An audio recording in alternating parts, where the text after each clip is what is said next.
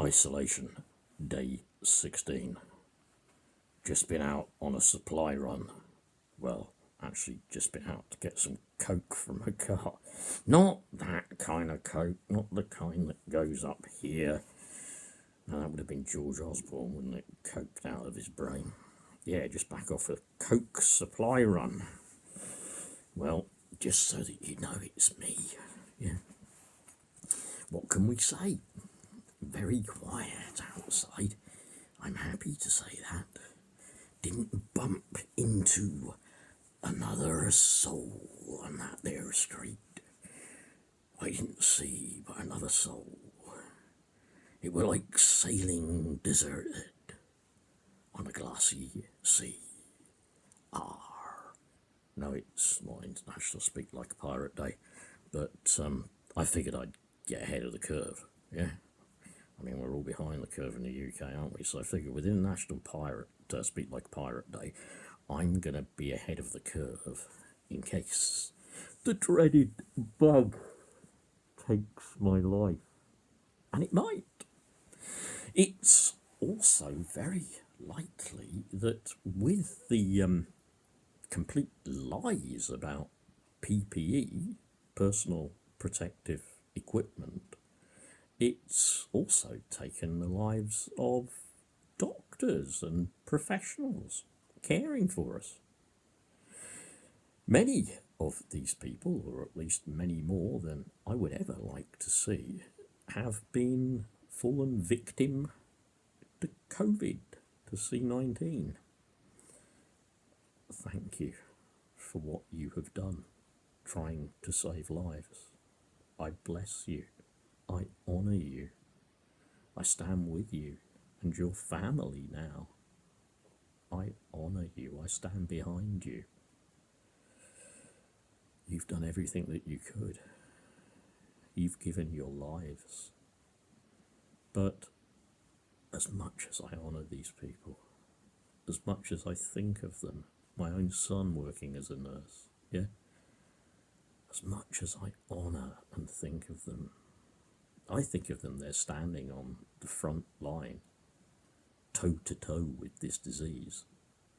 And it reminds me of troops on the front line in World War One, facing gas attacks at that stage without gas masks.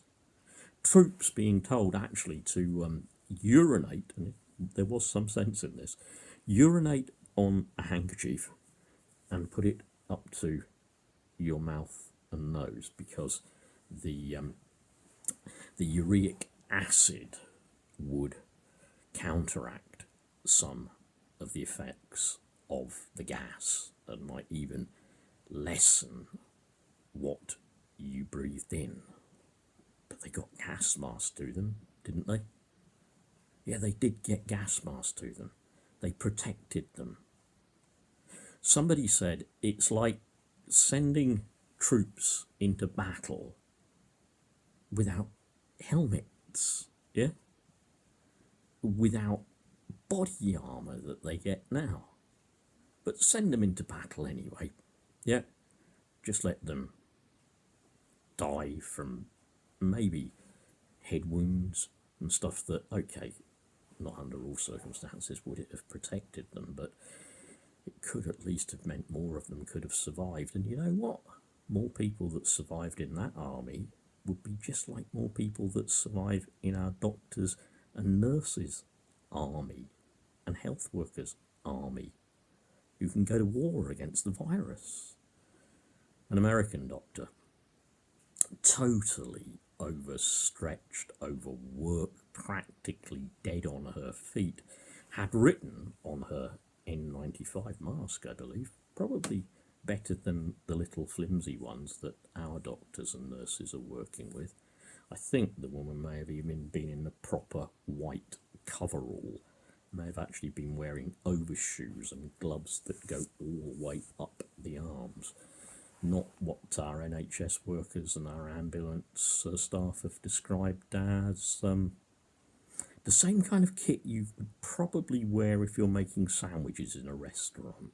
Yeah, well, this worker God bless her, this doctor, this fighter in the front line, wrote across her mask, warrior. That's what they're doing. They're fighting. They're fighting for us.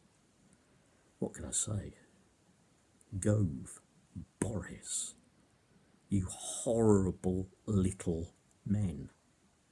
When this country was at war with Germany, even before the war started, or very shortly after it started, everybody in this country, pretty much every man, woman, yes, and even child, even babies, got gas protection. Masks for the adults, you've probably seen them in films of the Second World War, and there were posters up everywhere saying, Hitler will send no warning.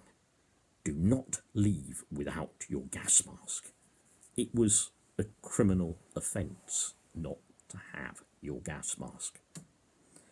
Babies, my Auntie Janet, who was younger than my mother, was actually on kind of gas mask drill, put in a sort of, I don't know, sort of a kind of bodysuit that covered like the top part of them, had a big visor that they could see out of, and then was kind of strapped around their waist.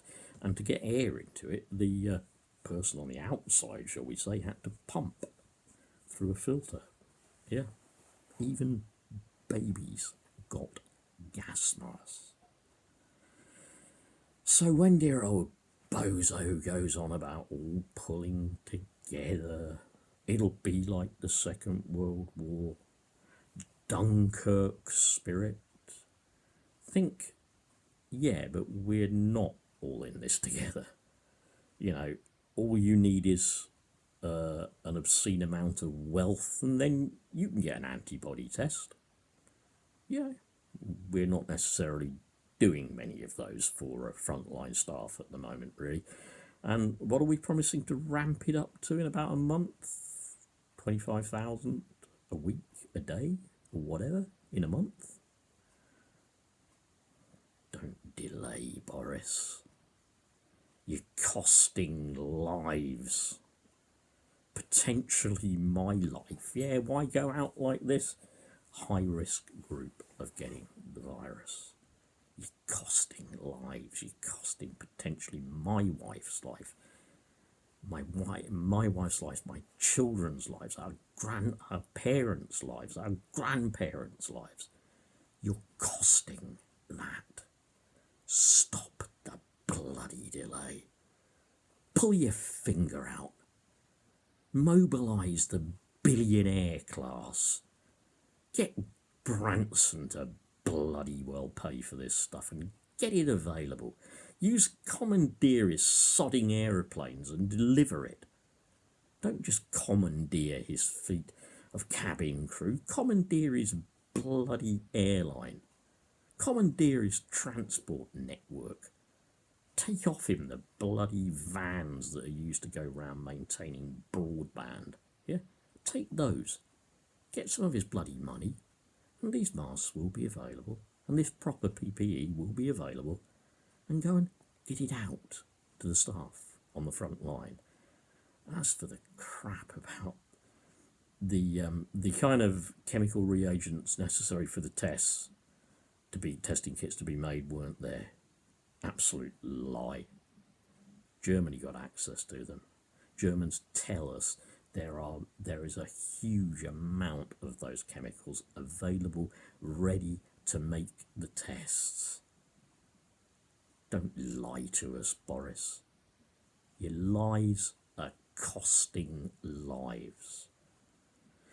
Well, what more can I say? Take care. Obey the lockdown. Look after yourself. Give. Share. Love. Live. Encourage. It's not just the virus that is evil. It's the evil people that have let it infect more than could have been avoided. That's what's really evil. It's the evil behind neoliberalism. That's what the real problem is. That's the real, tangible evil that we're fighting. Stay safe, folks. Stay isolated and try to stay positive.